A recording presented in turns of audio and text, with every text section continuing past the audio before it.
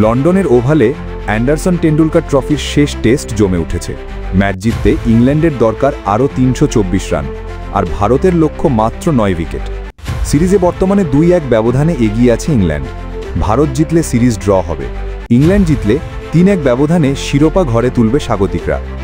ইতোমধ্যে ভারতের হয়ে দারুণ ব্যাটিং করেছেন ইয়াশোভি জয়সওয়াল।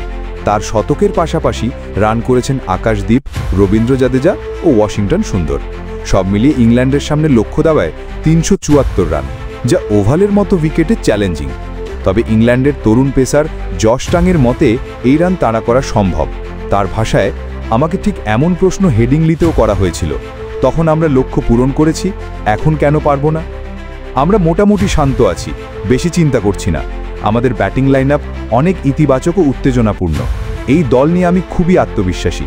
প্রথম 1 ঘন্টা টিকে গেলে কিছুই অসম্ভব নয়। প্রথম 2 দিন উইকেট সাহায্য করলেও তৃতীয় দিন সূর্যের উপস্থিতিতে ওভালের উইকেট ব্যাটিংয়ের জন্য ভালো হয়েছে বলে মত দিয়েছেন টাং। শুরুতে একটু সহায়তা ছিল, কিন্তু হেভি রোলার দিলে পিচ অনেকটাই সমান হয়ে যায়। তবে মাঝে মধ্যে কিছু বল লেংথ থেকে লাফাচ্ছে। চোটের কারণে ক্রিস ওকস বাইরে চলে যাওয়ায় ইংল্যান্ডকে দ্বিতীয় ইনিংসে ঘুরিয়ে ফিরিয়ে ব্যবহার করতে হয় টাং, গাস অ্যাটকিনসন ও জেমি ওভারটনকে। তবু ধারাবাহিকভাবে বল করে তারা ভারতকে চাপে রেখেছে। বোলিং নিয়ে টাং বলেন, আমাদের জন্য এটা কঠিন ছিল, কিন্তু আমরা চেষ্টা চালিয়ে গেছি। প্রথম দিন আমি নিজের পারফরম্যান্সে সন্তুষ্ট ছিলাম না, তবে শেষ পর্যন্ত 5 উইকেট পেয়ে খুশি।